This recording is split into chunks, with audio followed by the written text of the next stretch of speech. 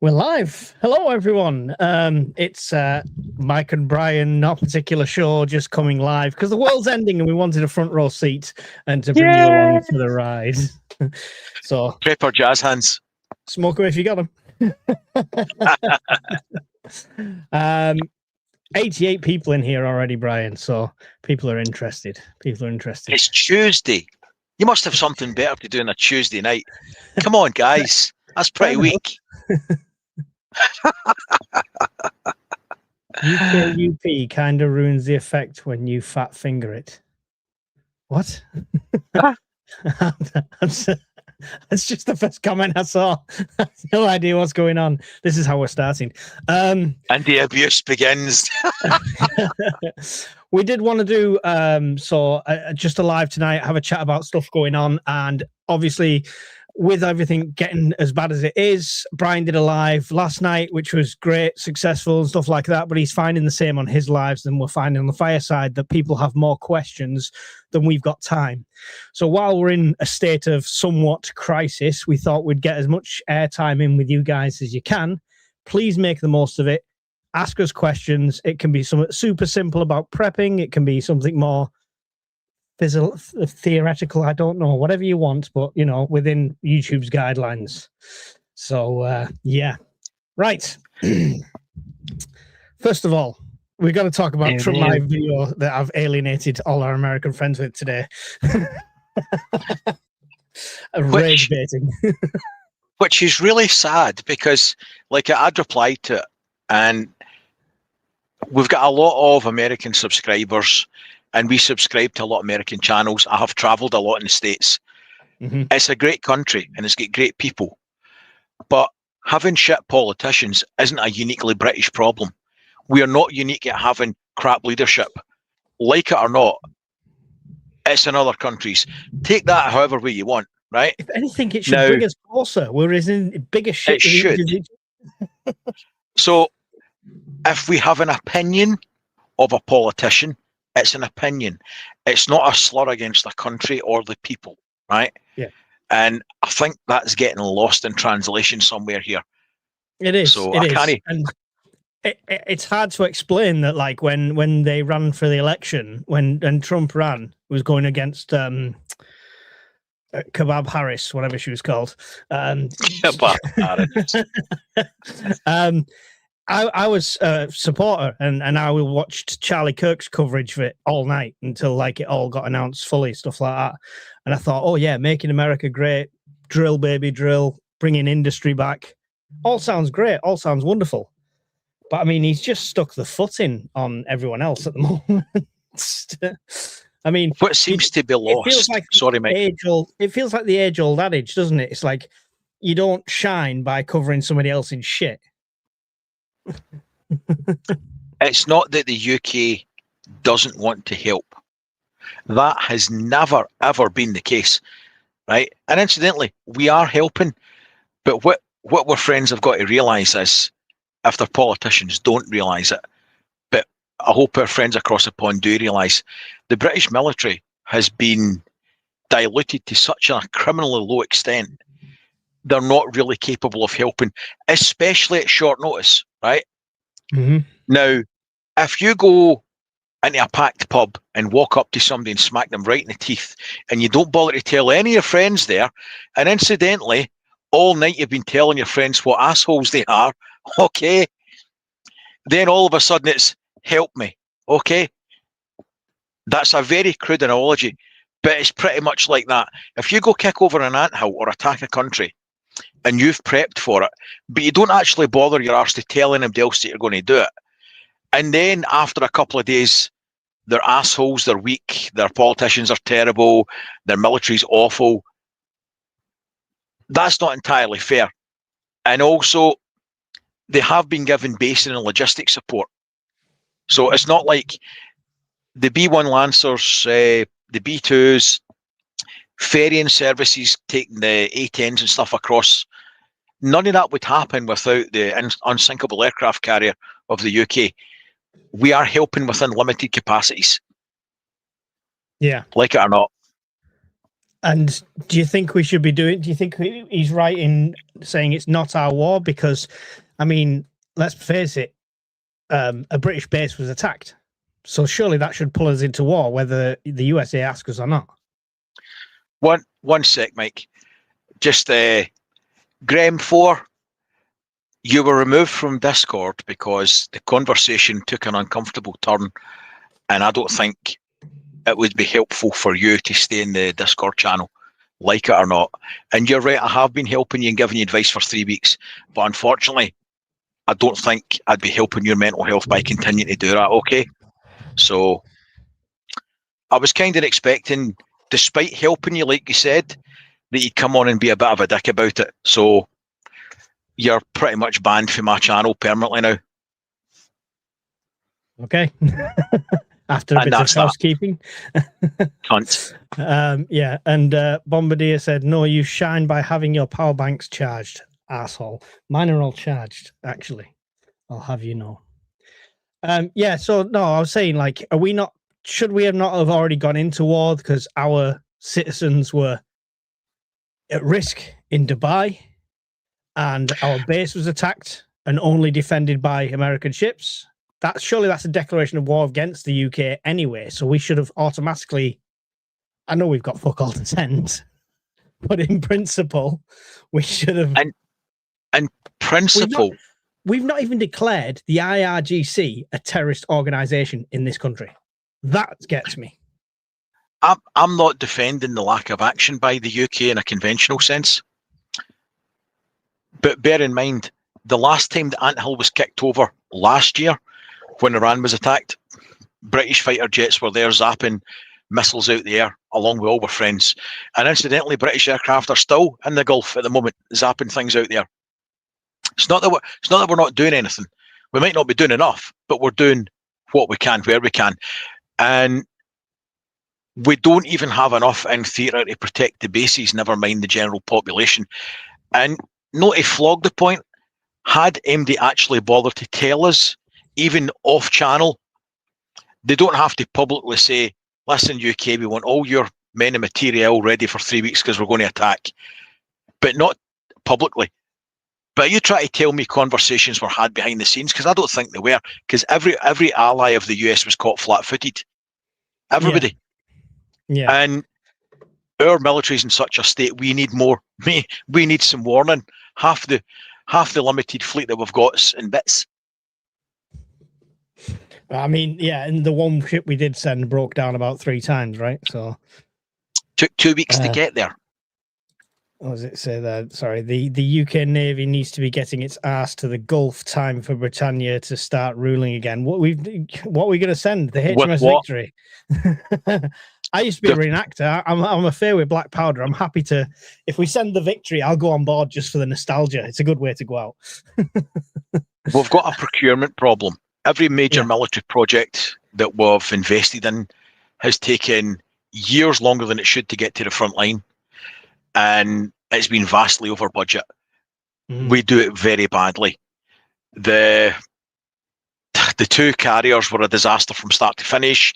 It was going to be cats and traps, then it's not going to be cats and traps.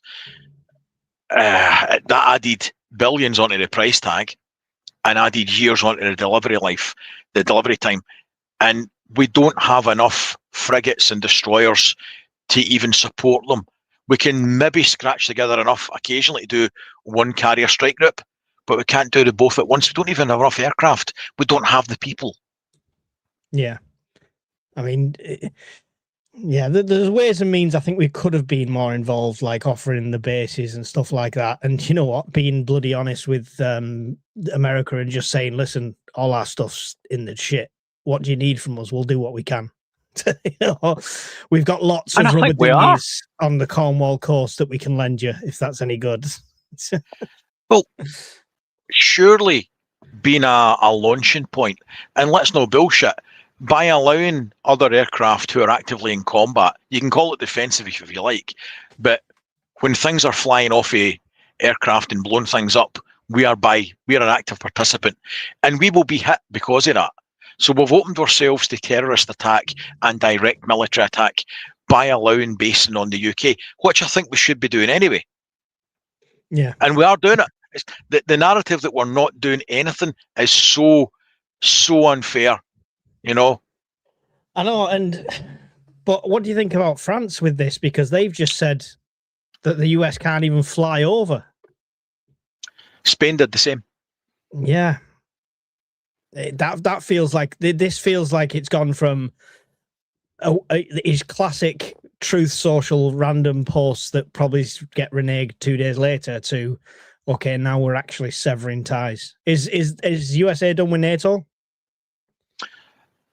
I think Trump's done with NATO, and I think this might be a convenient excuse to step back. This situation notwithstanding, he did have a point last term and this term. NATO countries were not putting enough money. He does have a point there, and it's a valid point.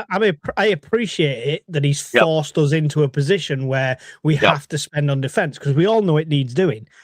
But if you ask me, it's not fast enough to say we're going to spend 2.3% or 2.5% by the 2030. It's all right. We'll all be dead by 2028. Good, good investment.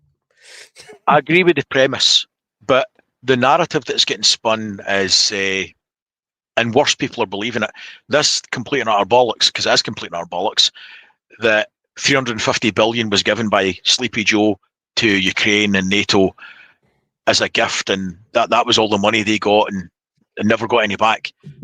That never happened. Although all that money, that never happened. There was things sold, and the money given now, or the money passed now, our goods is bought and paid for. They're making a lot of money out of this. The tens of billions paid to NATO, it's not paid to NATO. They pay for basing rights and for the bases because they wanted them there, right? That was a choice made by politicians on the pond, their side of the pond. They decided they wanted bases there so they can forward project forces. Yeah. Nobody forced them to do that. No. It's unfair to come back now. And if there was a general drawbacking of forces to the continent, which in a lot of ways makes a lot of sense if you're a US taxpayer, do you really want to spend billions and billions of pounds to forces forward deployed? Well, it depends if you see the threat primarily of Russia. It depends what you see the threat axis is. I don't think so. Okay, let me spin my theory, and then we'll take a few of the questions because I've started quite a few already. I think he pulls out of NATO. This is what he's done right now. The play he's done with the whole war and stuff is all the evidence he needs to get the approval of Congress to pull out of NATO and prove that he would be better off without them. Once that's done, his trade channels and sanctions open right up from Russia. There'll be no sanctions from Russia. The sanctions in Russia are stuff that the EU and Ukraine have called for. So USA and Russia suddenly will be trading overnight gas, oil, absolutely everything. My opinion. This isn't a conspiracy theory. This is an exercise in arithmetic, right? But the two countries that stand to benefit from Iran being toppled in terms of making a lot of money in a short space of time would be the US and Russia, right? Because the natural shortages of the Middle East being embargoed, the slack can be taken up by both of them. We have enough oil and gas resources in the world at the moment that we shouldn't have an energy problem in the world. But we've got a geopolitical problem that means we do have a 20% deficit. And European countries and a lot of Asian countries more so, particularly Australia, are really, really vulnerable to the shock of a 20% shortfall. So when somebody loses out, somebody gains. And in this case, there's two countries stand to gain a lot of money. Read into that what you will. Yeah, exactly. I mean, I think at the end of this is China going, what about our part? Okay, we'll just take Taiwan. Let's get a few of the questions before we shuffle the topic on, because loads of people have been asking stuff. I don't know what you've asked. I've just highlighted questions. So if I read out something inappropriate, oh well. Wolf Manmos, what is Britain going to do if the Argentinians decide to take the Falkland Islands? They aren't going to give any notice. The Navy has to be ready. I think they very well could. I don't think we've got the equipment, the manpower, or the, frankly, the will to defend. You don't have to. Honestly, just tell Starmer, if the Argentines tell Starmer they feel wrongly done by and they feel really offended, can we have the Falklands back? He'll probably give it them. There you go. Like the Chagos Islands. Yeah. We do not have a fraction. I actually saw and read a bit on it last week, and it was something like 100 odd ships the British had sent down to retake the Falklands. We've got something like 30 at a push we could send now. Mm-hmm. I mean, I think we've got something like 6 or 7 Type 45s. 90% of that fleet is sitting in dry dock because the power plants in them overheat in warm water. So they've hardly had any time in the water before they're knackered. The carriers haven't seen a lot of sea time because we don't have the planes to start with. Then we don't have the crews. People aren't joining the military. It's not just a material problem. We've got a personnel problem. Joining the British military is not seen as attractive anymore. Mm-hmm. The pensions have been diluted. The terms and conditions have been diluted. So why would you join? Where's the incentive to the kids to join? There isn't any. No. We have big problems in recruitment. We've got big problems in material. With overtime, you can earn more at McDonald's than you can joining the army. Arguably, some of the city centre McDonald's, you've got a better chance of being slotted than you have in the military. Mickey D's in Euston Road or Manchester, you probably need Osprey body armour there. Yeah, they open the drive-through window like this. Anyway, I mean, I don't think hopefully that's not going to happen. The Argentines, hang on, let me just double check something before. No, I don't think that's on my bingo card for this year yet. We'll get there. But they very well could. Please prep for medical upcoming bank holiday followed by doctor strikes alongside all the instability in the world. Definitely worrying times, says Helly's Urban Homestead. Yes, definitely.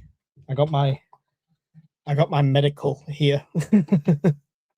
It's as close to me as it needs to be usually because I'm accident prone. Did you see Starmer's response to that though? If the doctors strike, I'm going to cut 4,000 new doctors' posts. Does that make a lot of sense to you? Because I'm having problems with that. If you ask for more money, we're going to cut 4,000 much needed doctor spaces. How is that helpful? I mean, let's combine that with where is it? This one. So cutting 4,000 doctors on strike, short supplies, and make sure I click the right bloody tab. Thank you very much to Little Red Hen for the donation to the channel. It's much appreciated. Thank you so much. Awesome.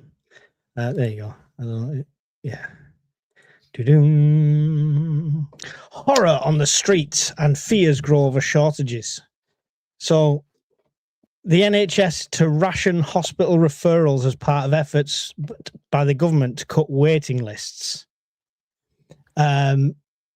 So they're gonna ration hospital services to cut waiting lists. So you're just going to get refused, in other words. And a lot of the medication is already starting to run out and stuff like that. So that's the best thing about this now is it's on the Bias Broadcasting Company. So I mean, as soon as shortages are published on Sky News and BBC, they become a shortage. I'm seeing people already. Did somebody said in this, didn't they? There we go. Bruce. I like Bruce. Medicine is getting short already. My mum can't get one of her normal prescriptions already. I thought we would have seen more prescription shortages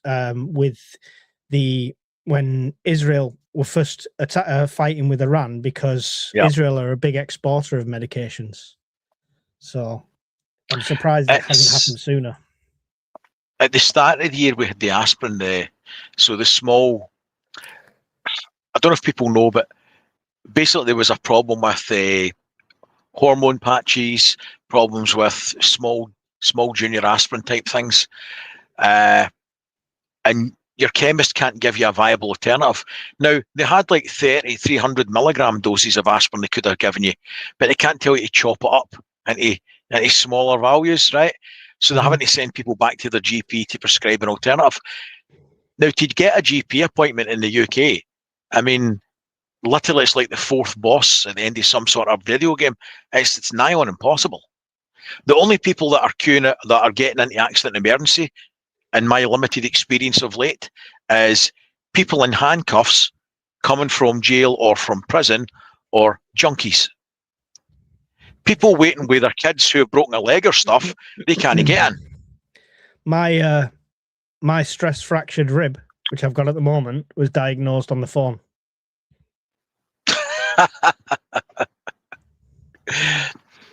I had high blood pressure to the point that I was in the Royal Infirmary twice at the start of the scamdemic, and I never saw my GP for 6 months. He just kept prescribing tablets for high blood pressure. He'd never put a cuff on me, ever. It's absolutely insane. There's that donation on your channel from Little Red Hen. Much appreciated. Guys, the message at the bottom about questions applies to both channels. Whichever you donate on, it makes no difference to us. We both appreciate it. With all the possible crises, I can only hope that it goes James Wesley Rawls and not the nuclear way.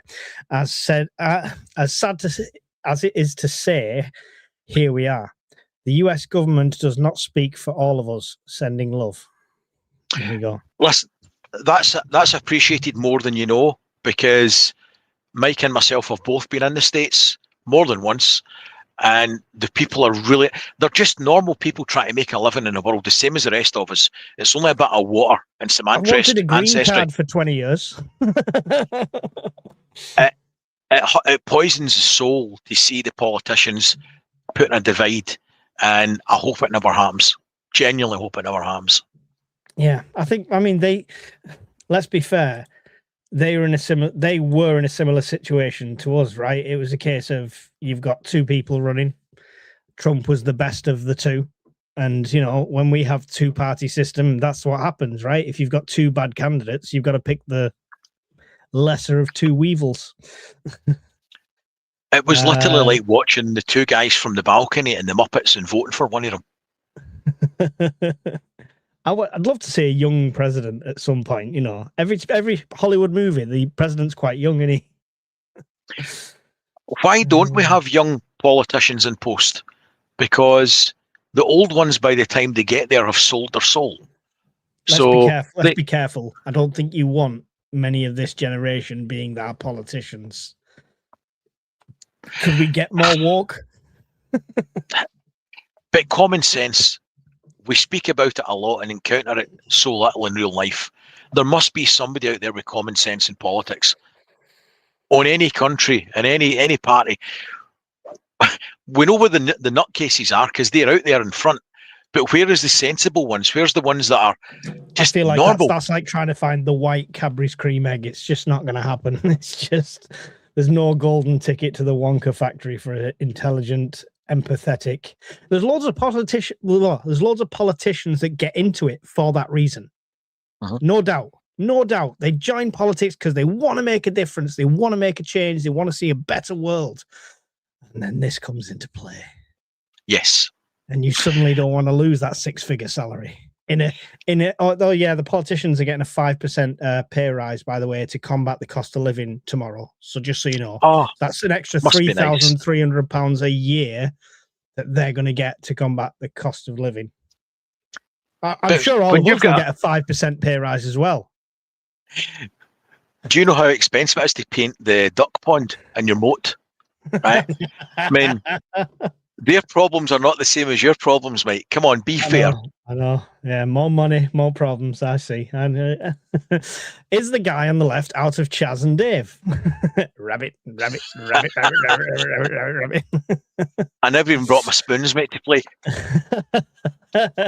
Do you think we need to start to plan and start training civil defense forces and civil emergency teams to react before any more events?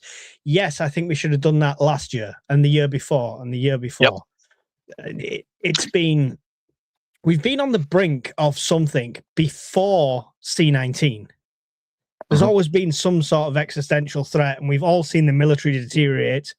And we might serve a better model like, it's not Sweden. Who is it? Is it Finland that have where every citizen has a rifle and a box of ammunition locked up in their house for a citizen's army? We'd be better off doing that. On their last deployment it was in the papers during last week, actually. So a lot of the privately held firearms, the part-time reservists had asked to bring them along, and they said, yeah, you can bring them along, but we'll check them with the armourer, and as long as they're good to go, you can use your own gun. So I agree with you, we should have had civil resilience in place a long time ago, but we don't. One reason is money, probably. Second reason is, what if people start asking awkward questions like, oh no, what's going on? Why do we need civil resilience? Is something going to happen? So it's easier to sweep it under the carpet. Yeah. There's nothing to see and there's no problem. Yeah, I mean, that's the issue, right? We've been the last vestige of, no, we don't need to issue pamphlets. We don't need to make a big deal about preparedness. And we've got a reputation as British people of being resilient through history. Yeah, it's gone. The resilience is gone. We are the minority. The people in here, we've got 284 people in here. We are the minority. The resilient people are completely minority. And it might be because it's a luxury, because of the cost of living. If you could barely afford to feed the kids. I blame the kids. That's why I've got no money. But we're making it worse for ourselves. We're genuinely making it worse for ourselves by trying to wrap our society, which is turbulent. And we've seen terror attacks. We've seen driving through the streets of Derby, 20 people injured. We've seen the synagogue attack. So many things already this year that we've seen. And what's our answer? We'll ban crossbows. We'll take them zombie knives off the streets. That's what's doing it. That's what's doing it. Soon we'll be a utopian society and everyone will hold hands and sing Kumbaya fucking yeah. Or, option B, will be a fucking cakewalk for anyone that wants to walk in and take over. In the States, behind every blade of grass is a gun owner, right? You're never going to be a successful occupying force. It would be like trying to occupy one of the Middle Eastern countries in that respect. Here, the only thing you'll find behind every blade of grass is probably one of my other kids. That's about it. So that's a lot of grass. That's a lot of kids. I think we are a product of our own best intentions as a country and as parents. Every generation thinks they had it worse than the one before them and is determined to make sure that their kids don't have that. Now, my 3 kids are adults. They're all in their 20s. And I love them all to bits. Yeah. But I have not brought up resilient children. And I know I haven't. And to try and do something about that now when they're adults is challenging, to say the least. But could I have done more when they were growing up? Yep. Should I have, with hindsight? Probably. But you do what you do with the best of intentions.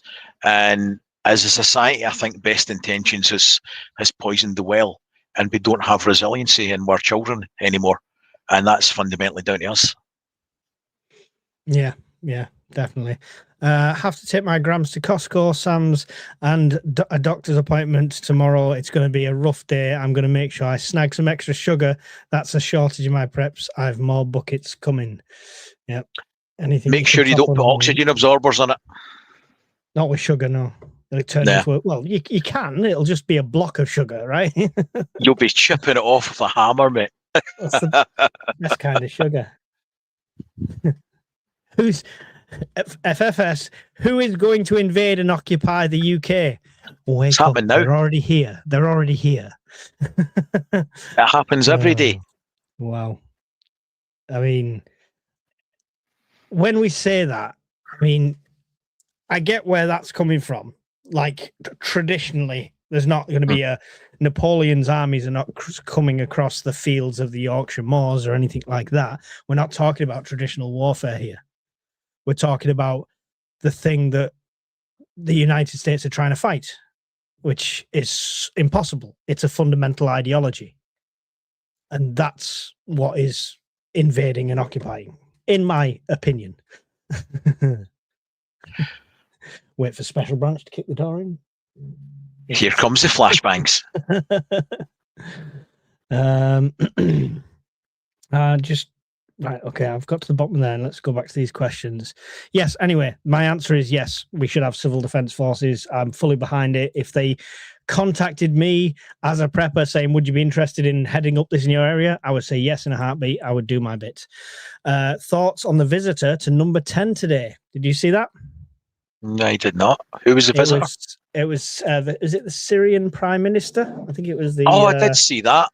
You mean the people were blown up in last week's news? So yeah. So I think this is going to be. I think this is going to be the adaptation of Rishi Sunak's plan, where we're gonna send a plane full of people there once every blue moon and claim that we're doing something about the problems. It's the Rwanda thing. Here's a more realistic solution, right? And it would only need to be done for a month until the message sticks. If you arrive here, mind the North Sea and the Channel. Even I'm not that draconian. I don't want to see anybody getting hurt. However, if you fuck around, you find out. And if you come here illegally, yes, for the benefit of the tape, I genuinely don't wish any ill will on anybody. However, if you come here by definition illegally, you're a criminal, and you give up a lot of rights at that point by being a criminal. Because with the best will in the world, I don't know who you are. If I want to go to the States, I've got to let them know who I am before I even get in the country, and my paperwork's all got to stack up. And if it doesn't, I get deported. Why are we doing anything different? But you shit on every family that's been through a 10-year process of doing paperwork and filling out the right forms and doing it legally. And you're just shitting on everything they've done. We've got lots of ferries sitting at Dover. Hire a couple a day. Leave them parked at the docks. When Border Force come up, you just walk people off one boat and you fill up the ferry, and then you take it and you dump it wherever we can. Right? That's the problem. You keep doing that. That's the problem. Wherever we can, where can we?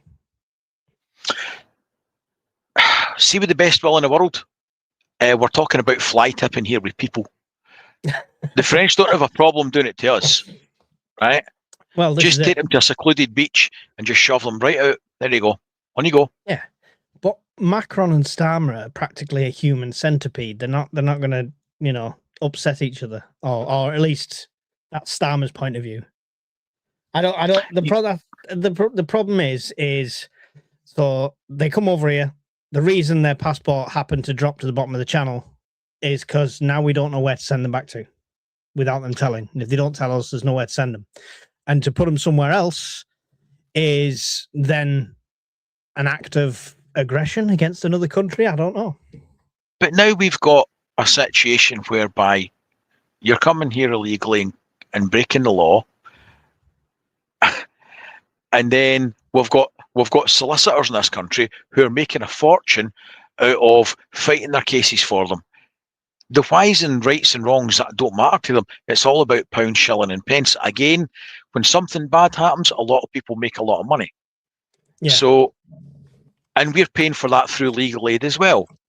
And then you're paying for hotels, guards, security, private dentist visits, private GP visits. And then amongst that, you've got kids can't even go out and play. And your wife can't go to the pub with her friends. That can't be right.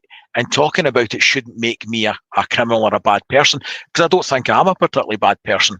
I do some things that don't do me any credit in life, but I think it's a reasonable standpoint of expectations of normality that these break.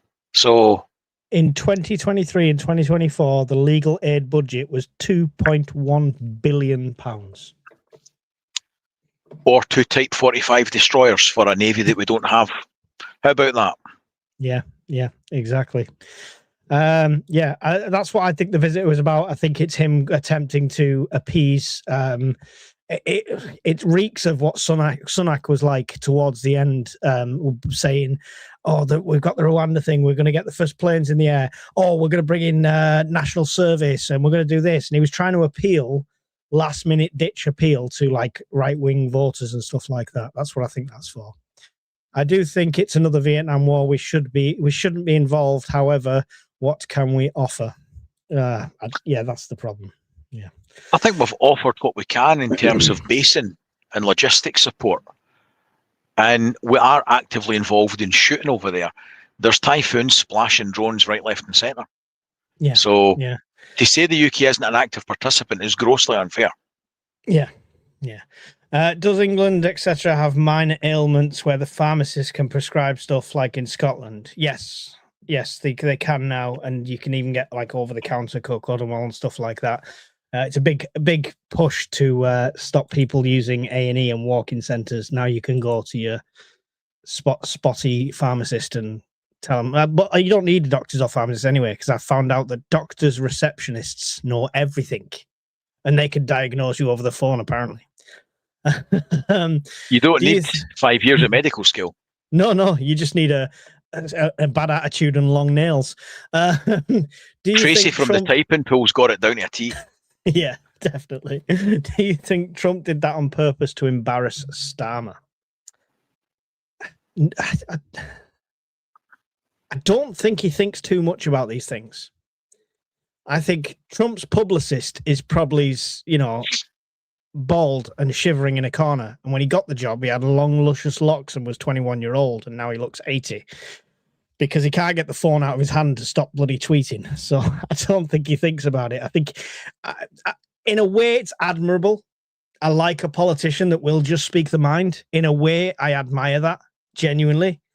It's just what I get drunk and rant about on Twitter or Facebook is not going to send the country to war. Yeah. That's the difference, right? You've got to be a bit more careful when you have that much power. From my memory, doesn't Trump have a limited time before he needs to needs agreement by Congress for decisions?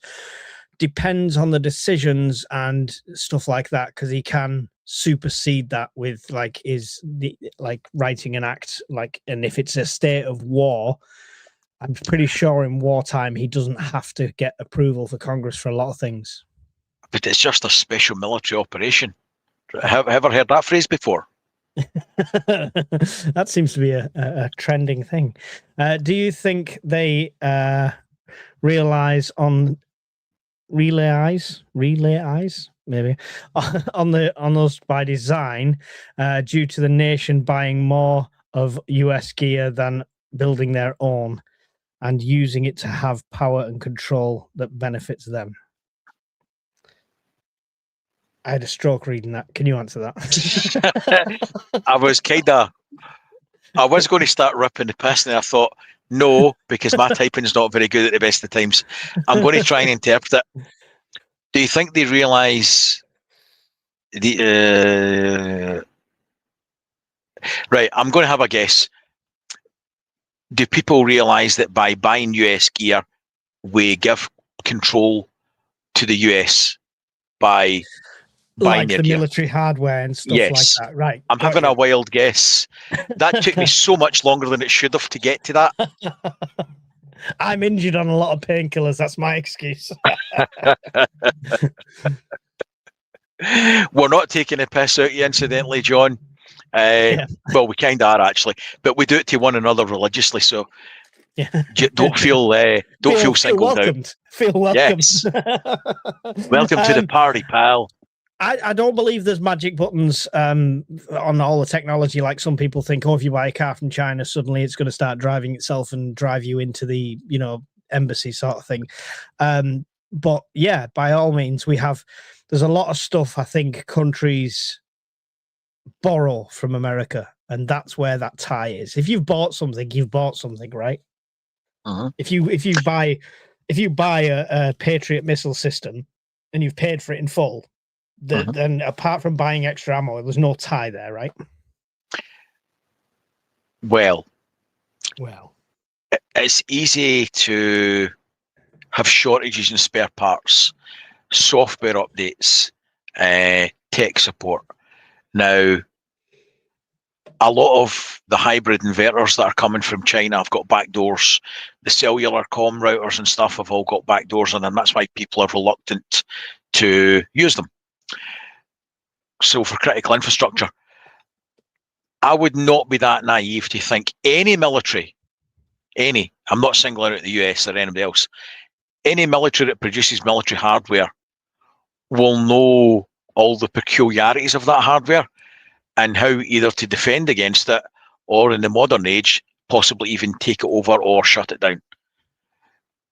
And he's kind of dropped the ball on that a couple of times when he mentioned the back doors and about turning off tech. And I'd imagine a few people in the government across there would be shitting bricks when he said that. But he said that in more than one press conference about shutting off hardware and stuff. I believe there'll be back doors or technological exploits that can be done. And I would suggest even with the nuclear return to the UK. Yeah. Behave, Brian. We don't need any more Type 45s. As of 6, only one serviceable. There you go. Yeah. It's a good advert, eh? It's like a Leyland car. I'm bypassing a lot of your people on dinghies comments, guys, because I don't want to get hung up on that in this whole live. Do you think maybe you using the UK offshore base processing claims, then bring the claim that are true here? Oh, he's done it again to me. Do you think maybe using a UK offshore base to process the claims and bring the claim that are true here and the other ones to the country of birth? All right, okay, yeah. So like an offshore processing, like the island in New York, Rikers Island, isn't it? Is it Rikers Island? Is that not prison? No, okay. What's the island? What's the island where they all used to come through? The Irish. No idea. Statue of Liberty. Never been to New York. Brain gone. Somebody tell me in the chat, what's the island called? Statue of Liberty. They used to process all the Irish immigrants. I don't disagree with his premise. Staten? No, it's not Staten Island. Ellis Island. We're being Ellis Island, that's the one. Yes, Ellis Island. Thank you very much. That is the one. Yeah. That's not a bad idea. It's not a bad idea, but let's be fair.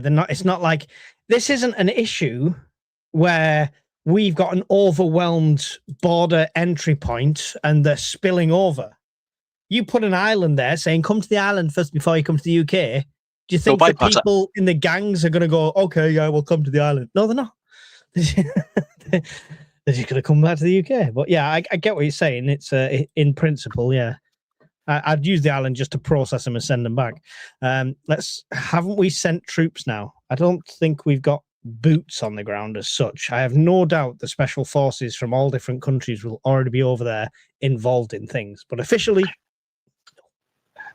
we sent troops today, but not to Iran, if that's what it means. So more troops were sent out to bases in the Middle East today from the UK. Yeah.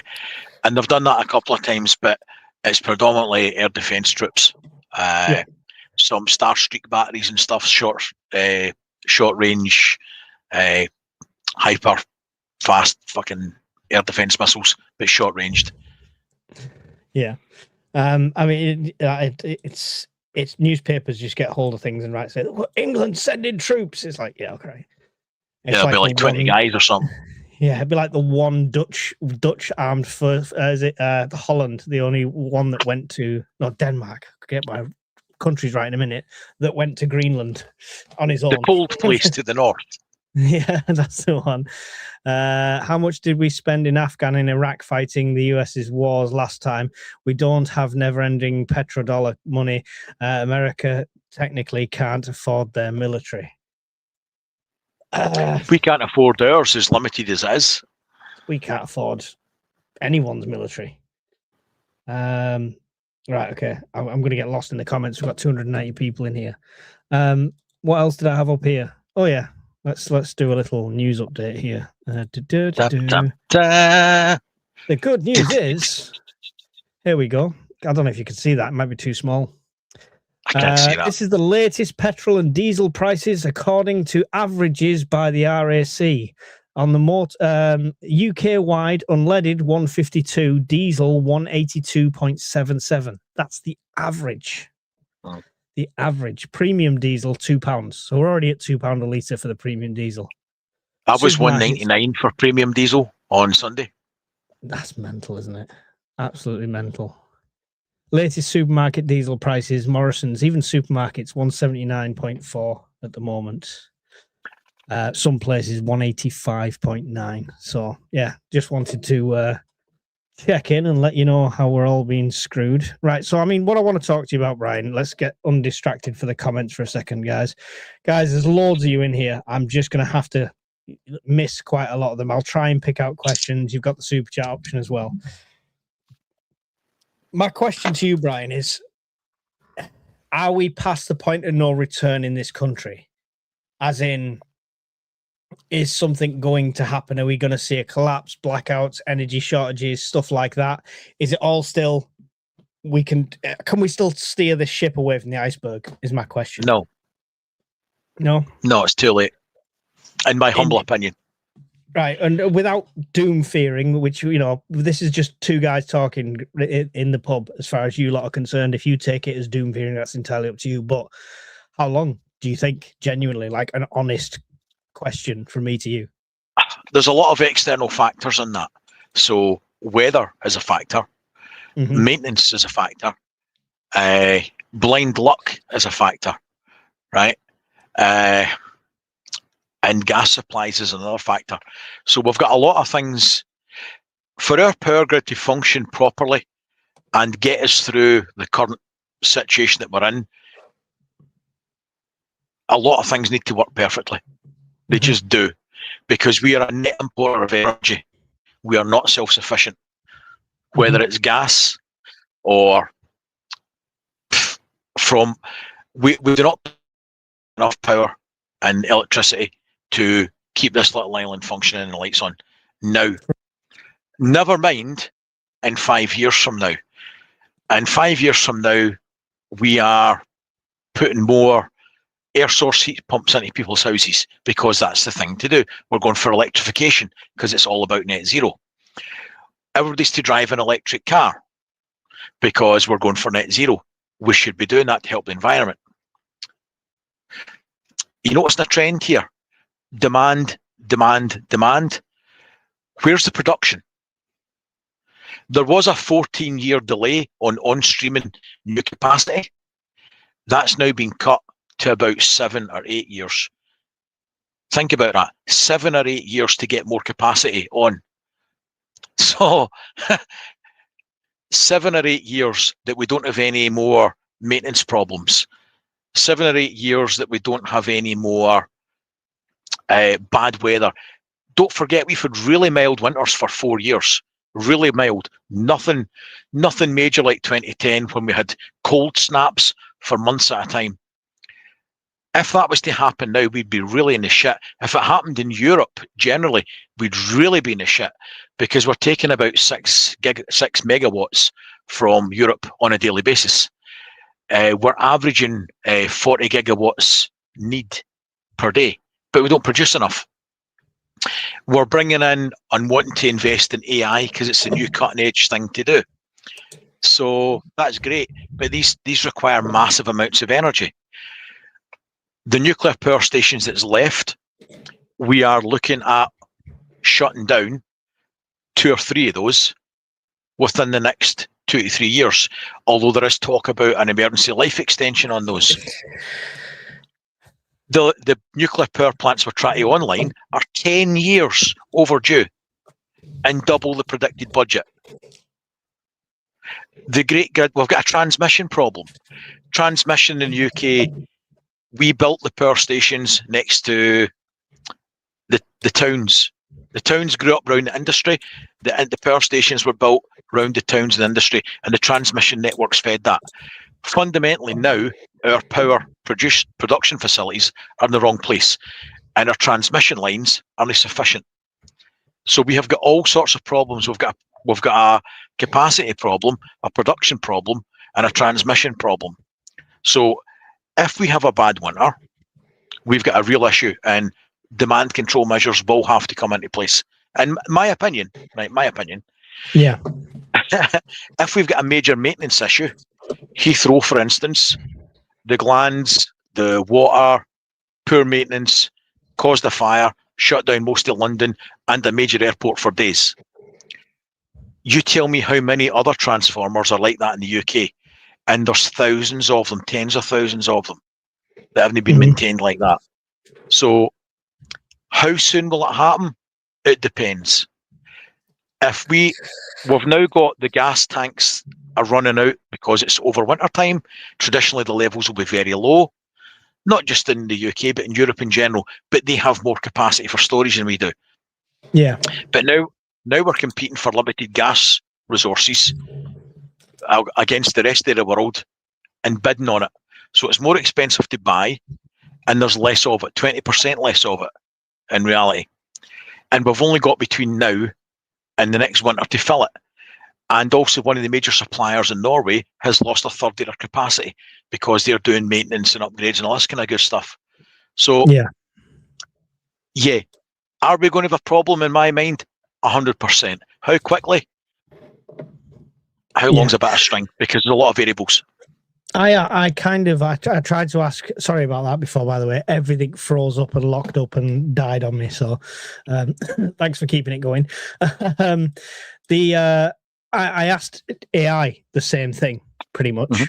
And I had to give it some poking because it was like, oh, it will be okay till 2050. I was like, all right, okay, let me just poke you a bit more. Current state says petrol is hit 136, diesel is the real concern, surging 28% in some regions due to global refining middle distillate shortage. The 6-month outlook, so up to September, if the blockade of the Strait continues, analysts expect diesel to reach the £2 per litre mark. They're saying 6 months. It's nearly at £2 now. Yeah. Yeah. And I'm trying to inject the data into it, and it's just not having any of it. But it does say food shortages 2026. Food inflation, which briefly dipped, blah, blah, blah. Rather than empty supermarkets, specifically in proteins, beef, poultry, and fresh produce from EU, where shipping costs will have doubled. Don't forget that if you put any ChatGPT, and you can try this, I'm pretty confident it'll come up with this. How good is a UK power grid, for example? It'll come up with a big old pile of shit, very resilient, and comes from a diverse portfolio of sources. Yeah. The gas generating plants are nearing the end of their service life. The nuclear power plants, limited that they are nearing the end of their service life. Wind, when there's no wind, doesn't blow any turbines, right? So where does the power come from? We've got a transmission bottleneck in what we can take from Europe. And when Europe is getting the same weather as us, so low wind and cold temperatures, they're going to service their own market first domestically. On the 8th of January this year and the 8th of January last year, we were this from demand control measures, right? Yeah. As in having to take active measures to control and balance the grid in the UK. Twice in 2 years. And yet NESO predicted we'd have a surplus, right? Both years predicted we'd have a surplus of energy. So, and there's a lot of smart people in there, a lot smarter than me. And yet, can they not see where there's a problem coming for the UK? Because I can see it. Yeah.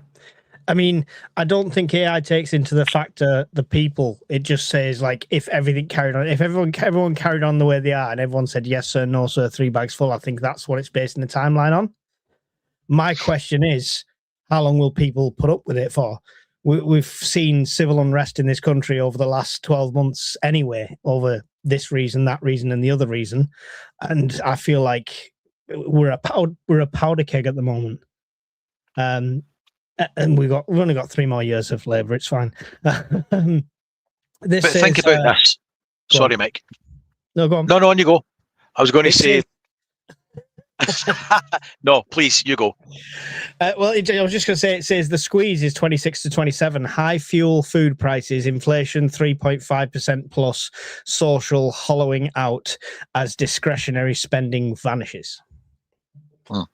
Which is prepping, right? It depends whether you consider prepping discretionary. I would put it in household essentials at this moment in time. Personal opinion again. I'd put the core of prepping in that.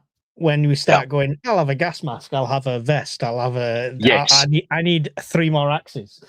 But again, how many times have we spoke about this?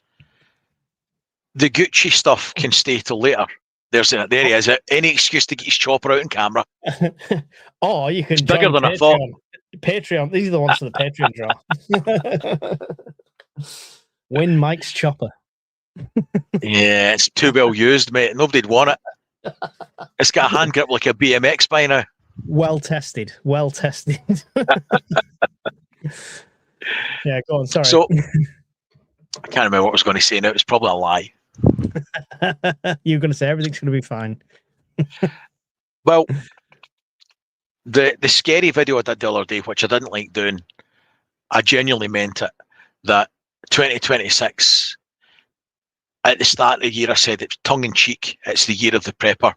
I fundamentally believe it will be the year of the prepper now, because we had enough shit going on last year, the year before, and the year before.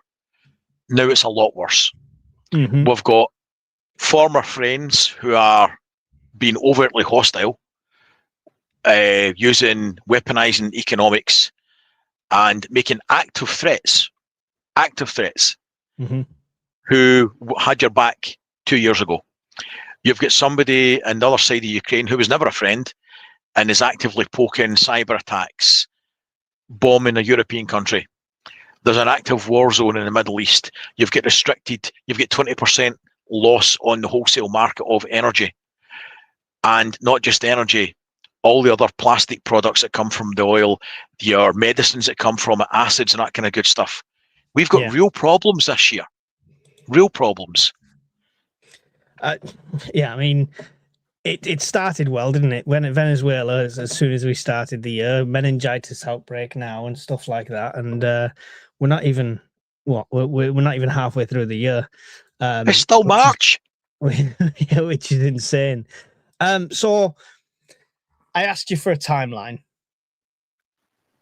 Give me your conservative and your worst case timeline of worst case this year. And I'm talking purely on the energy front. And by that, I mean electricity, the UK grid. So worst case, if we've got a bad winter this year, I can see a lot of people sitting in the dark and the cold. And that's, in my humble opinion, it would only take a bad winter. We've been really lucky. We've dodged a lot of bullets in the last few years. It's been mild. If we have a bad winter, I do not think the grid will cope. And with all the gas shortages going on and everything else, when we pivoted away from Russia, this is another thing, we pivoted away from Russia and bought LNG from the States, right? Now, he actively uses other resources and threats to coerce and get what he wants. Are you trying to tell me that he wouldn't do that with LNG?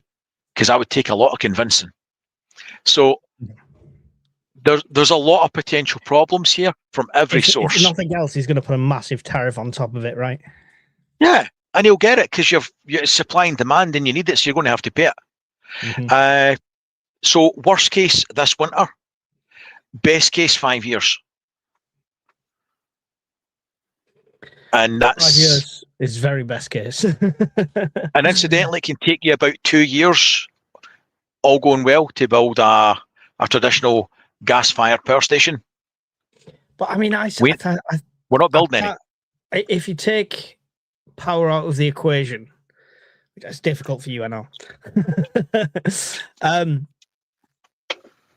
Purely economically, we're in the shit this year already. Most people are living hand to mouth. The food banks have never been busier, and it's not it's not homeless Joe at the food banks. It's working people just to get by outside these food banks and stuff like that. And people are unprepared for any sort of shortages. So we're going to see the panic buying and stuff like that. And they're going to panic buy. What are they going to panic buy with? They're going to panic buy with credit cards, right? Yep. Mounting up more debt and stuff like that, and depression and all this lot. And but they're going to do it wrong. I feel like finance is going to go before the grid goes. Genuinely, they're introducing a Labour, saving us money as always. Tomorrow, they will introduce a way to reduce our bills from up to £100 a year, implemented tomorrow. Yeah. First of April. It runs till the end of June. How does that work? So you're going to save money. If it was over a year, it'd save you £100. So basically, it's going to save you, what, 30 quid? Right. In a 3-month period where you're using less power and energy than you would January, February, December, November. Just... And yet your council taxes went up by 8-9%. Well, they needed to do that. They had to do that so they could implement the new emptying your bin once every 3 weeks instead of once every 2 weeks. You know, it must cost money to implement something like that. If they keep that shit up, the rat catchers are going to do a roaring trade. So you're not kidding. Yeah. I moved the bin the other day, and because it was slightly ajar, because it's been stuffed for 3 weeks, a rat jumped out of it because I'm next to a canal. It was probably fed up with the conditions in Manchester and was moving somewhere better. Did it have a little haversack over its shoulder like this and going, fuck this, I'm out of here, Mike? I mean, if it was in my bins full of nappies and all sorts, it must have been desperate. But yeah, it's not, honestly, it's a joke. And then the bill goes up, and then the bill goes up, and then if you ring the police, they'll be there in about 12 and a half hours after the burglars took everything. Do you know what would I like to have seen? Reference number. And they haven't done it. So that complete walking FUD on legs, Ed Miliband, he came out with this big pile of shit about balcony solar systems, and he's going to make it so he can buy them and plug them straight in, like it's been legal in Europe for years. Yeah. I'm not going to get into the whys and wherefores. That's a different topic. But he didn't say, well, incidentally, because of the high energy costs or whatever, we'll do a government-backed loan scheme. You can buy it, you'll go to Lidl's, they'll be a preferential supplier, and they'll do an EcoFlow Stream Ultra or something like that, and you'll be able to pay it up, right? Something like that. Or we'll give you 40% off it with a government-backed guarantee. No, there's fuck all.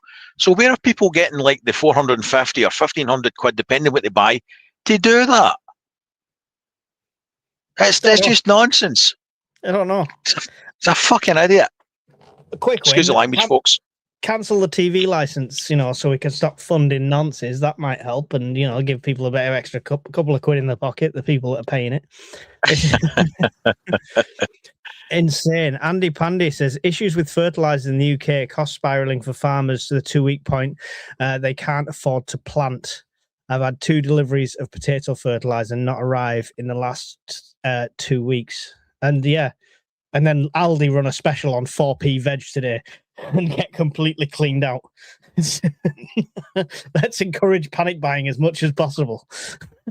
Honestly. Bring it all along. The Aldi have done this 4p veg thing, which is great if you're a prepper and you can get there before the hordes of people are there, because it was literally like locust. You can get some good deals, and you can dehydrate it, you can freeze dry it, whatever you can do with it. You can jar it, can it, do the lot. But it's encouraged panic buying on everything else. I put some photos on the Discord today, and the toilet roll is nearly empty. And that is because they've encouraged people to come in for all this veg really quickly. Mm-hmm.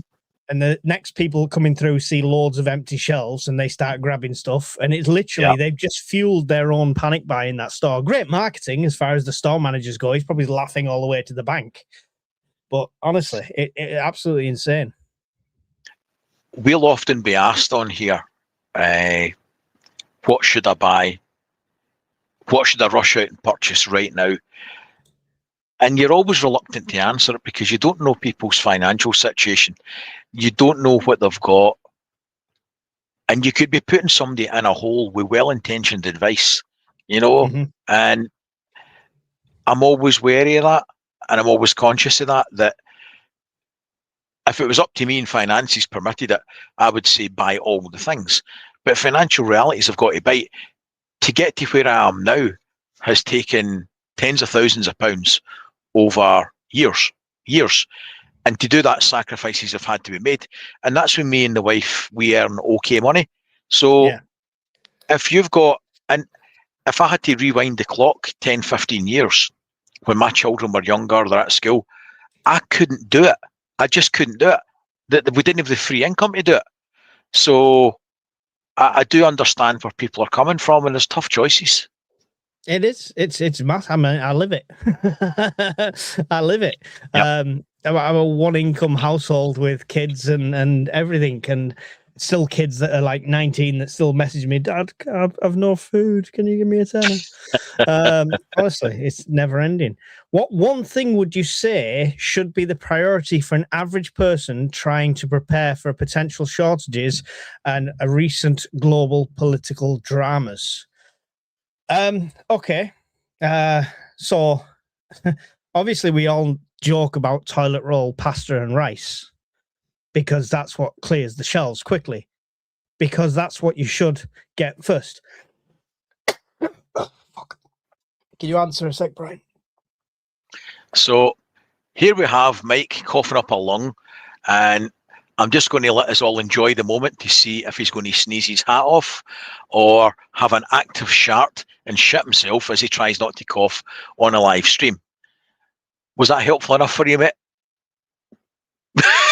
That was really helpful, dickhead. No problem. I'll do that for you anytime. Every cough, it's like it breaks again. That's what it feels like. It's horrible. Stop it. You're trying to cheer us up. Yeah. So the pasta and the toilet roll thing, it's a genuine thing. Pasta and rice is the great staples. They're going to fill up any meal. If you've only got one tin of beans, then if you throw it with a big full pan of pasta, you're going to maximize your calories and stuff like that. So your grains, your pastas, your rices, your stuff like that is good to do in bulk. Canned food is your next thing when it comes to food, because if you're negating the cost of freeze dried, it's probably the best and long-term storage food you can get without spending a fortune. Toilet roll is not like you're going to have the shits every single day for a year. Toilet roll, the reason toilet roll empties out straight away is what a lot of people didn't seem to realize or get during the pandemic is a can of beans takes up this much space on a shelf. A pack of toilet roll takes up this much space. That's why there's a whole aisle dedicated to it. In that whole aisle, there's still less quantity than they've got beans in the store. So it goes like that. And you've still got to store that.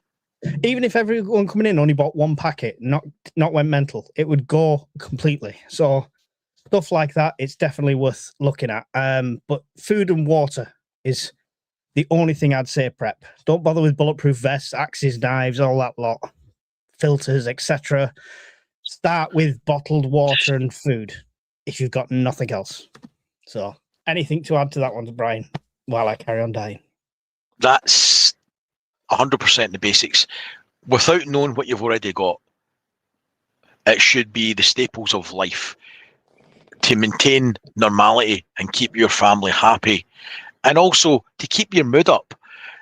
Fling in some packets of Skittles into that. If you've got kids or whatever, something to give you that feel-good factor, something that's cheap, easy to store, some hard sweets, something just to, get some sugar in and make you happy.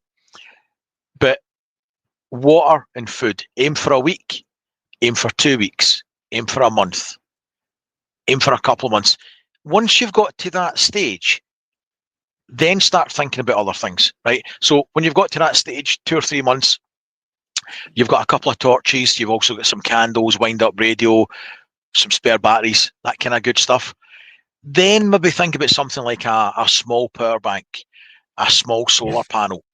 Finances permitting, right? Mm-hmm. But Rome wasn't built in a day, and we've got time before the next winter. So you use that time and start building. Yeah. Andy says, guys, it's an initial expense, but seriously consider a pressure canner if you're growing. You don't want to waste a thing. So I've started my garden now.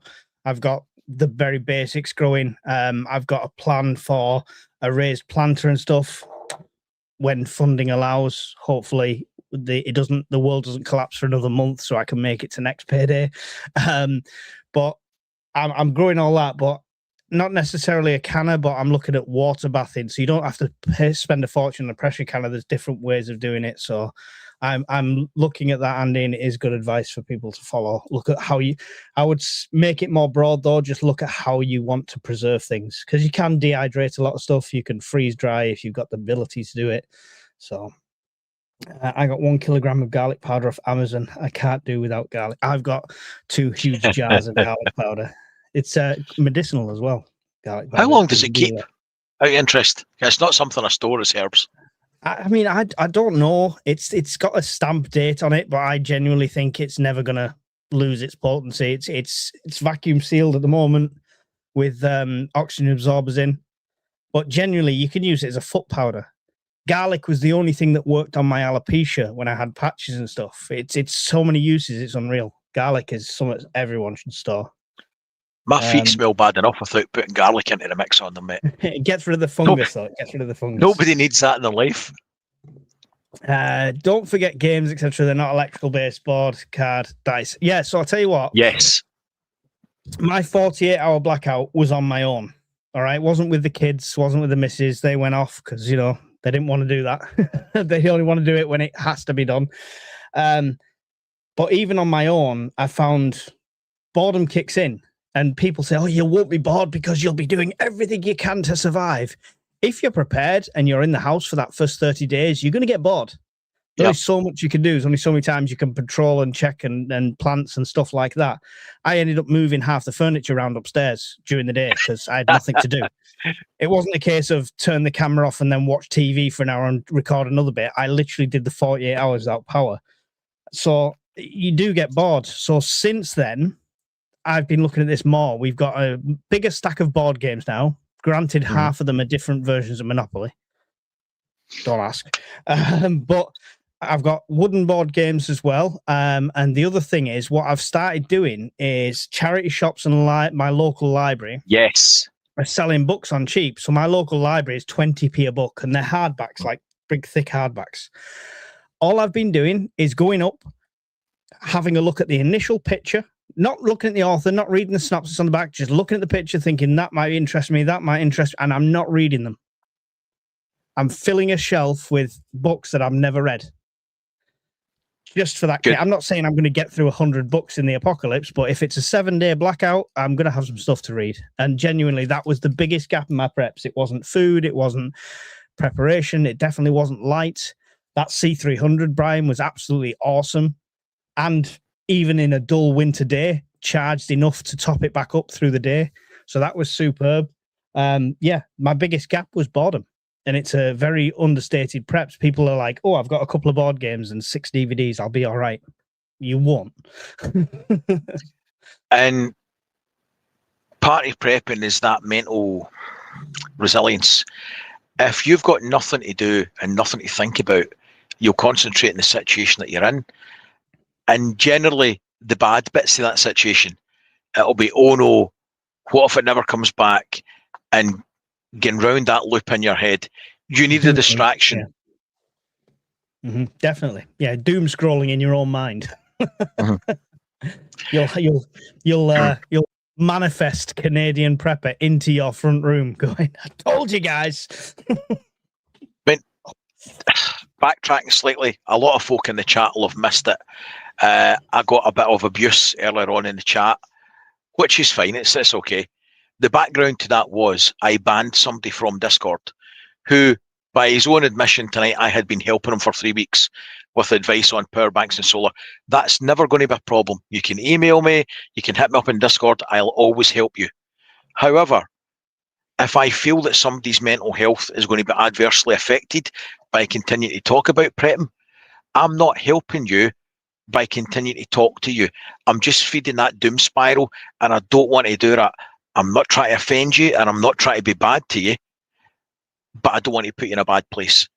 So when you look at this, that's what it was. Anyone like that, right? I'll be honest. These are the same people that will end up with like prepper fatigue, right? You jump in, you get on YouTube, you're watching the end of the world, World War III, Day X, all these different things going on, stuff like that. You panic, you're out, you're buying everything. You're becoming a prepper overnight by buying absolutely everything you can think of. You need to walk before you run.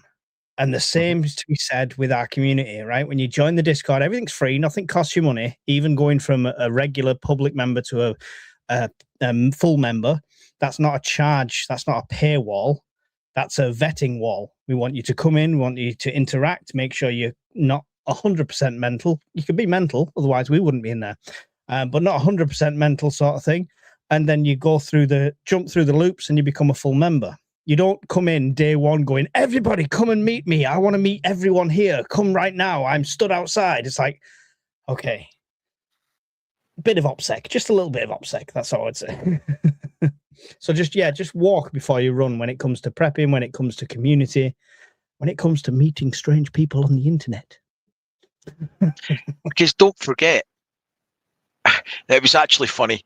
When we went to the Scottish Prepper meet last year, and we spoke about this a couple of times, it was really funny. So you guys will see us and put in questions. We'll answer them to the best of our ability. We'll help wherever we can. So when we went to the Prepper meet, people would come up and go, oh, hi, Brian, or hi, Mike, how you doing? And they would talk, right, like they knew you. And they did, because you'd been talking on Discord. But you've got to bear in mind, I have no idea who you are. I've never actually met you. So it's really helpful to say, by the way, I'm such and such on Discord, or I messaged you on YouTube or sent you an email, because you're just sitting there going, oh, hello, strange person that I've never met before that's really full on.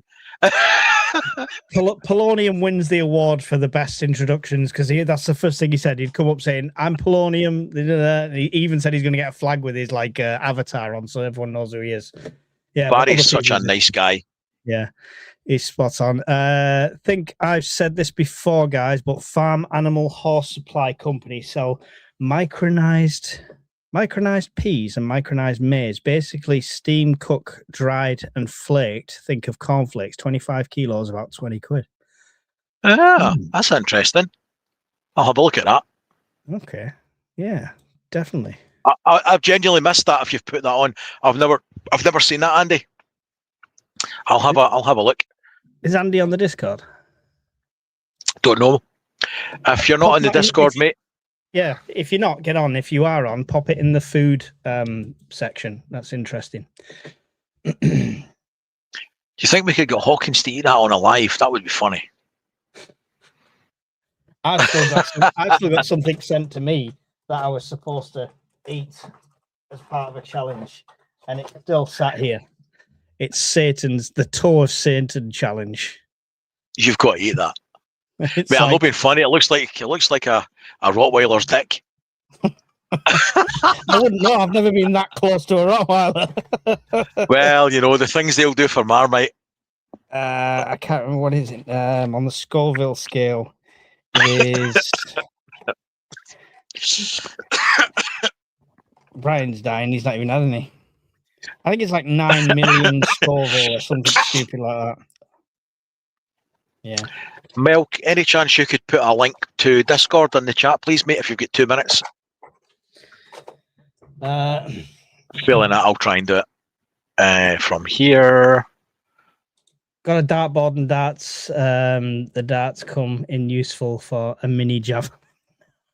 All right. Lawn darts are not bad for that. I had there is the link for Discord, but no gas, so no heating for a whole winter a few years back. Cold concrete floor with road going under my flat. Stayed in a tent in my lounge and learned so very much that year. There you go. That's the way you learn. That is the way you learn. Fair play to you. And it's people who have never been in that situation take too much comfort in, I've got a house with 4 walls, so it must be warm. I'm warmer than somebody on the street. Takes no time at all for the temperature in here to reach the temperature outside. Honestly. So, in addition to the candies, I have another small tote with games, cards, cribbage, dice, puzzle books, pens, pencils, crayons, and colouring books. Puzzle books is something I'm going to stock up on. That's a good one. Oh, I can't do that. I've got no patience for that sort of shit. Speak of the devil, he shall appear. There he the is. sound of a banjo. My web fingers won't let me play one though. We need more instrument players.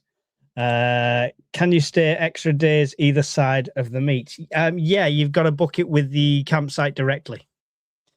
So I've got the whole thing from the Friday till the Monday.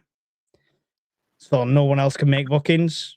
But if you want to book Wednesday, Thursday, if you want to book Tuesday, Wednesday, that's entirely up to you.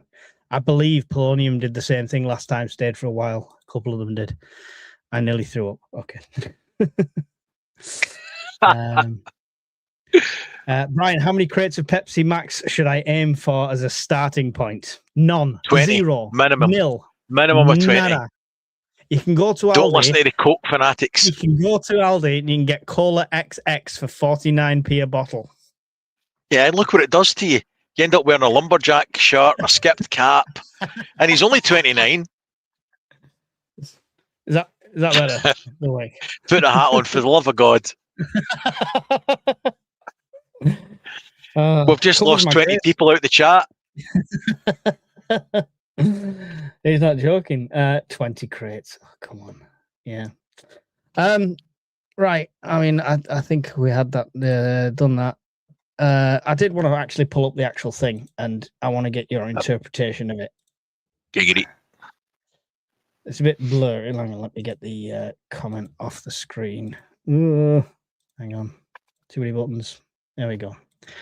All of those countries that can't get jet fuel because of the Strait of Hormuz, like the United Kingdom, which refused to get involved in the decapitation of Iran. It's not being decapitated, unfortunately. I have a suggestion for you. Number 1, buy from the US. We have plenty for a premium, I'm sure. And number 2, build up some delayed courage. Go to the Strait and just take it. You'll have to start learning how to fight for yourself. The USA won't be there to help anymore, just like you weren't there for us. Iran has been essentially decimated, might I add, for the 3rd time this month that he's claimed they're decimated. The hard part is done. Go get your oil. President DJT. I mean... Well, if the hard part was done, why is he bleating about his eyeballs out every other day saying other people should send their ships instead? Right. Well, I mean, what gets me in that is I don't care having jab at the UK. We've got a terrible leader, so probably deserve it. It is the you'll have to start learning how to fight for yourself. The USA won't be there to help anymore. That is the key line in that whole thing for me. And as soon as I read that, all I could think about was that Sky News War Games, and the whole premise behind that at the end, towards the end of that, was trying to enact Article 5 because we've no defense against missiles and stuff like that. No, we don't. The UK tends to... Oh, thank you, Barry. Legend. Much appreciated. They tend to think we have got space to defend.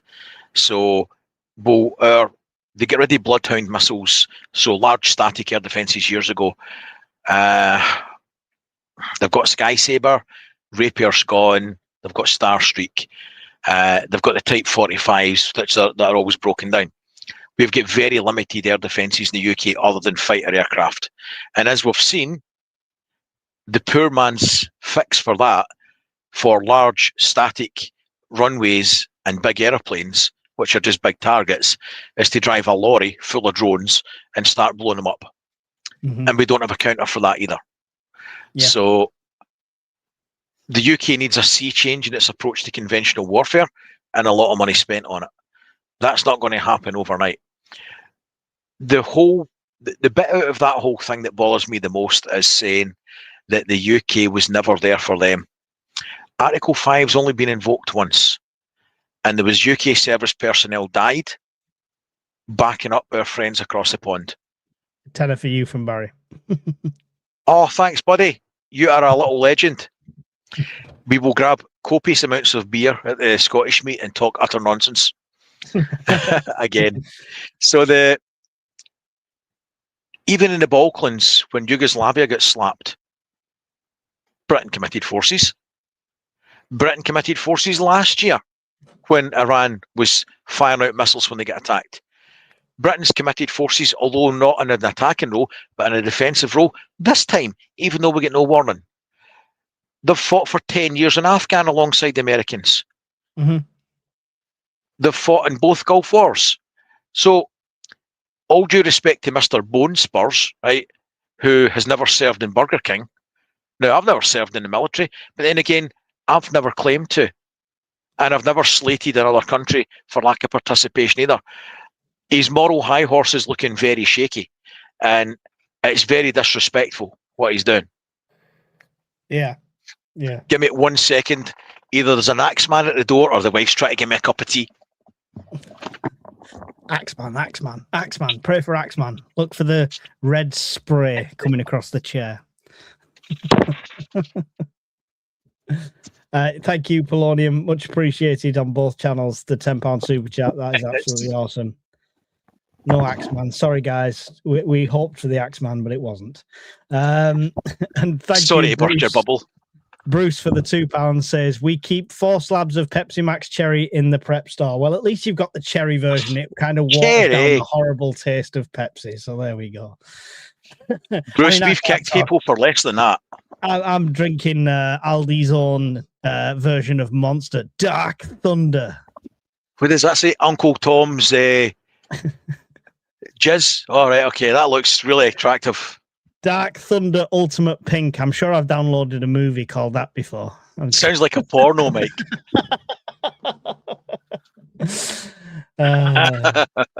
Thank you for supporting the channel, Polonium. Yes, Mel, much appreciated.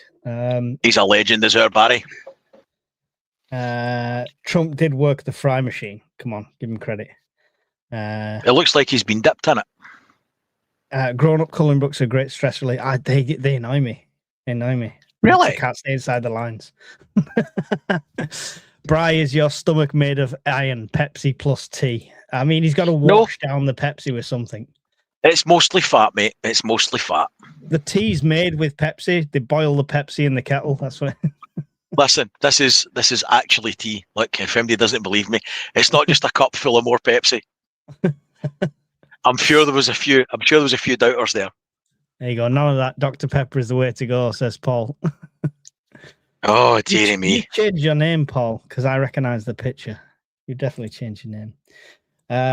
Cherry Pepsi is poor man's brandy.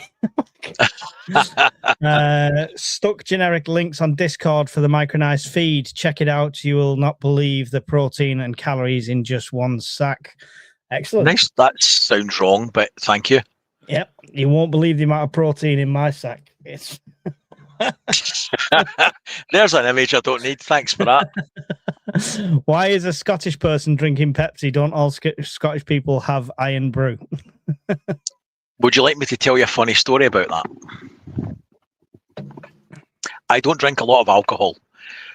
Unfortunately, when I do, which is once or twice a year tops, all the other occasions that I probably should have, I just roll them into those. Oh, thanks, Bruce. So my parents, when they were still living, had brought me a litre bottle of Blue Label vodka back from Cyprus, and we had some people over. So I decided I always liked Diet Iron Brew. I liked the taste of it. So I mixed the litre bottle of vodka with the Diet Iron Brew. So the Diet Iron Brew was obviously off, right? Because I was violently the vodka. The vodka was fine, but after drinking the litre bottle of vodka, I reenacted the scene out of The Exorcist, and I projectile vomited pink froth through every orifice in my body all at once, and it looked like a ritual murder scene. So it was everywhere. And incidentally, my wife was not best pleased. So ever since then, it's put me off Diet Iron Brew. So that is why I don't drink it, mate. So there you go. True story. See, I've had them days, I've drank like copious amounts of alcohol, but it was that one bad pint that made me sick. It must have been the Diet Iron Brew. I was fine with the vodka. Yeah, I'm sure it was. I was so disappointed with adult colouring books. They were not all, not at all what I was expecting. You can buy them as well, Story Wolf. You can buy them as well. What you were expecting. Can I recommend peeps also getting some theanine to help with stress, blood pressure, etc. in the tough times? I mean, I assume it's a supplement of some sort. It's not one I've heard of. I don't know. Interestingly, just if you're on the Discord, Mary Jane, if you're not, join the Discord. But yeah, stick it in there. We're always open to advice in there, definitely. I stock quite a lot of supplements. I used to have a protein company, so I've got lots of leftovers, but I stock them anyway. Multivitamins and supplements, you'll be surprised how much difference they can make to energy levels.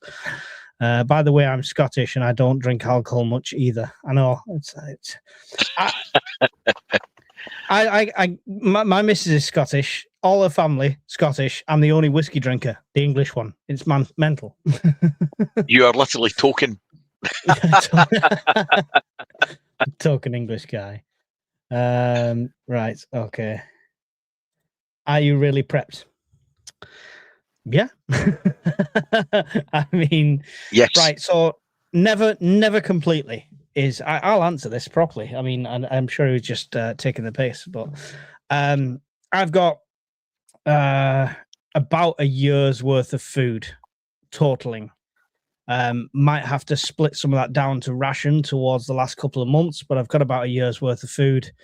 I've got less water stored, just haven't got the room for that, but I've got water filtering and I know water sources and stuff like that. And that is the core of prepping. That's what I need. Everything else is a bonus. Everything I get for the channel to do reviews on, I've got like the Grail filters, books, everything like that. I'm as prepared as I can be. But my next prep, nobody wants to see videos on because it's going to be physical health and stuff like that. If you put a fitness video on your prepping channel, it's suicide. So I'm not going to be putting films out on that. I'm just going to be doing it on the quiet. And don't panic, I'll never be doing that. Yeah, Brian's going to do a 2-hour documentary on the health benefits of Pepsi. But I mean, nobody, you never finish, right, Brian? There's always something else to get. I mean, for me, I'm trying to make that transition into freeze dried, but it's a bloody expensive. It's a lot of money. Yeah.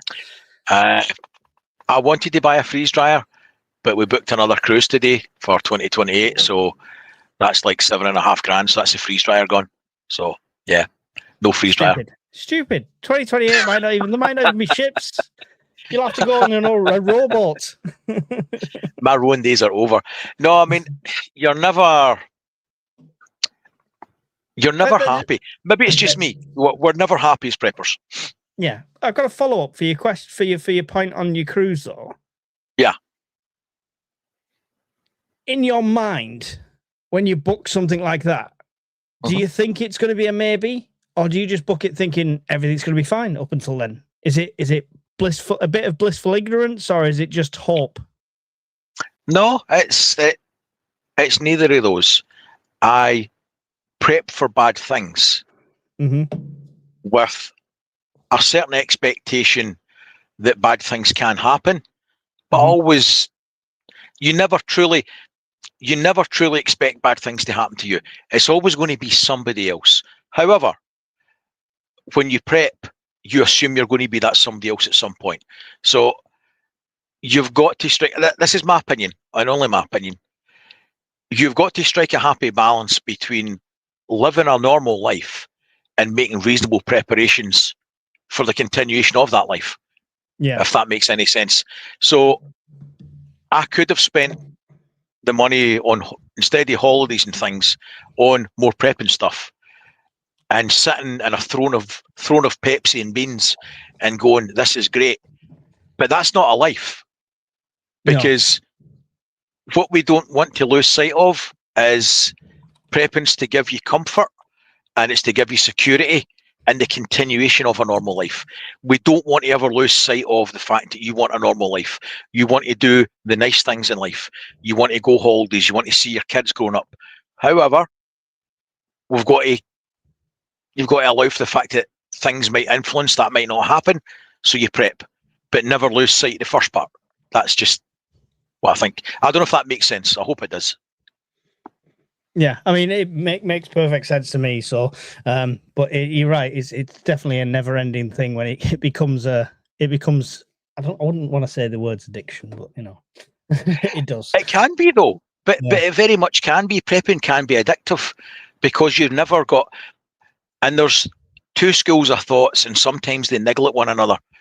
You'll have people who are only skill-based preppers who believe that in the first flickering of a light bulb, they're going to run into a forest somewhere with dear old granny and the children and live like the Swiss Family Robinson, right?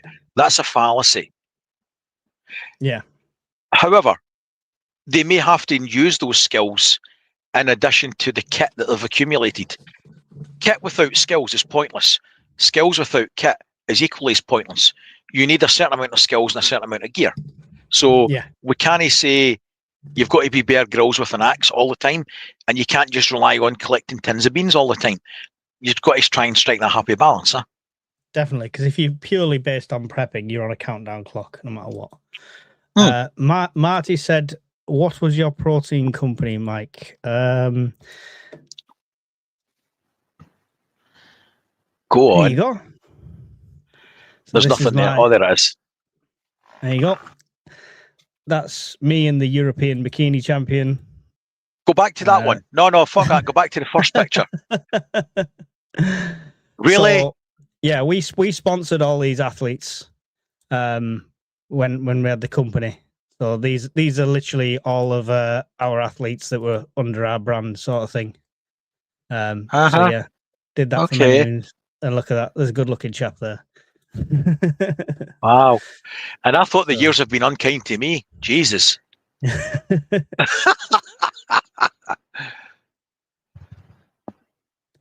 you go. So that was Amped Nutrition. No longer exists because of circumstances beyond my control.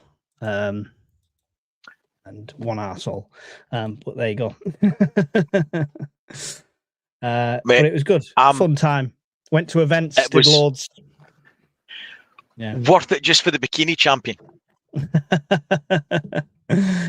Yeah, the missus was really involved with it as well. We both enjoyed doing it. Went to we sponsored the Welsh National Bodybuilding Festival at the Cardiff Stadium and all sorts. It was good fun. Was that like lifting sheep?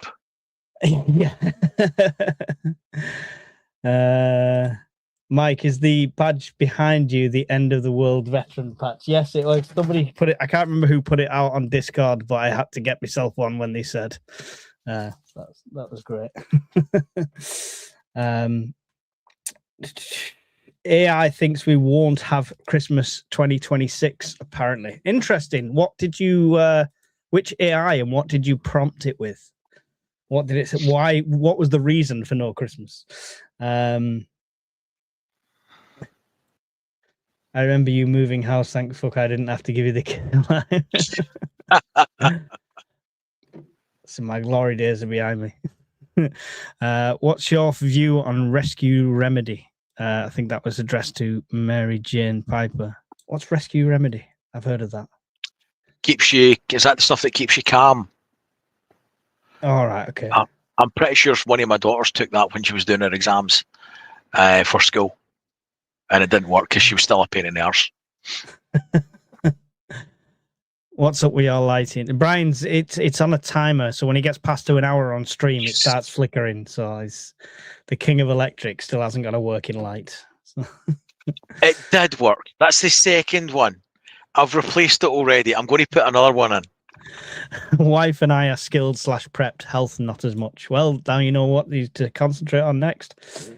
Starmer will ban it. And thank you for the donation. Yes, much appreciated. I'm still hoping for my holiday will still go ahead in May. I mean, as long as it's not Dubai, you might be okay. We're doing a different cruise in May. We're cruising for Southampton for a week, so hopefully that goes ahead.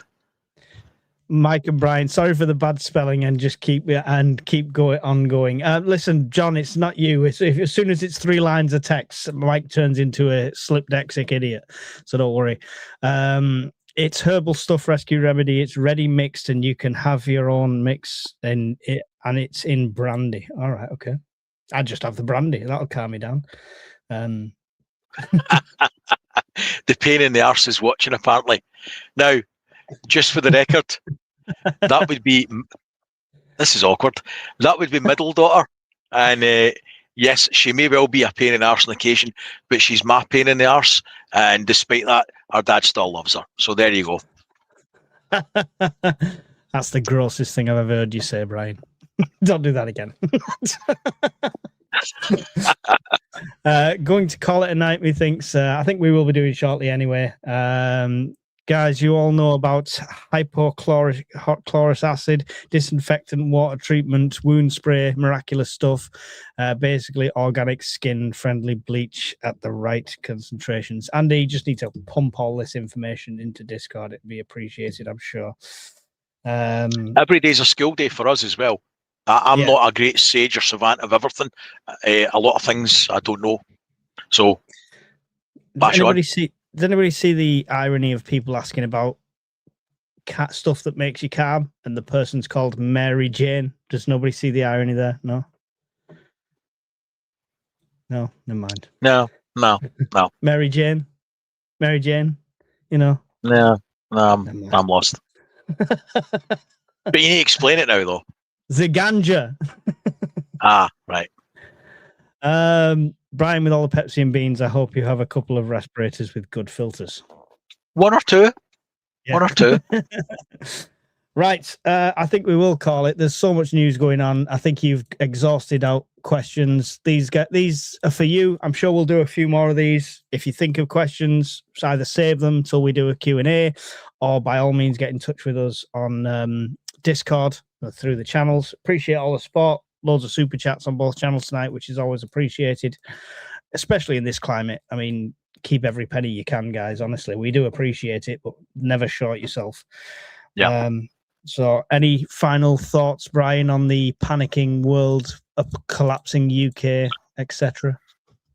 Sadly, it'll get worse before it gets better. Australia and Asia are at the tip of the iceberg. There was shorter journey times for the ships to get to them, so they were affected first. There was a lot of boats in transit to the UK and Europe. We're now coming, so they've been in transit for weeks. We're now coming to the end of that supply chain, and the ships are all drying up. So what's happened early to Asia and Australia is coming soon to us. So whilst Mr. Starmer's saying keep calm, everything's fine, take that for what it's worth. Right, and make provisions accordingly. Yeah, just don't trust the government. Nobody's coming to save you. Nope. I'm wearing my hope for the best shirt, so I will say you need to carry on doing that. Hope for the best, prepare for the worst. Listen, the message I want to get across tonight as well is lots of people are waking up to prepping. Brian said at the start of the year, and again recently, it's the year of the prepper. And we're seeing it. We're seeing more and more people coming onto it. People saying, oh, such a body finally asked me about prepping and they've never asked about it before. Our job as experienced, sensible preppers, not the people going, we're all going to die, tinfoil hats. That your job in the chat, not our job, mine and Brian's, we're not the sensible ones, you lot are, is to guide them in the right way. All right? Don't give them loads of fear. Take them in. If they give you a little bit of rope, don't, take a mile, just take an inch at a time, show them how to do it sensibly, tell them the short-term benefits, tell them the benefits if it doesn't hit the fan, the cost savings they'll make on food and water and stuff like that. If we keep prepping sensible, logical, and based around the insurance model, we pay for insurance for everything else, why not for our food and our lifestyle? Then we can get more people on board. And the more people on board, the less people we have to save or fight off at the door. So that's it. Just wanted to get our message across. Come and join us on Discord. Don't forget to go and check out Brian's channel, Scottish Prepper 73, if you're watching on mine, vice versa, if you're watching on Brian's. And yeah, we'll see you in another one soon. If not, we'll probably see you Sunday. Take care, guys. Bye.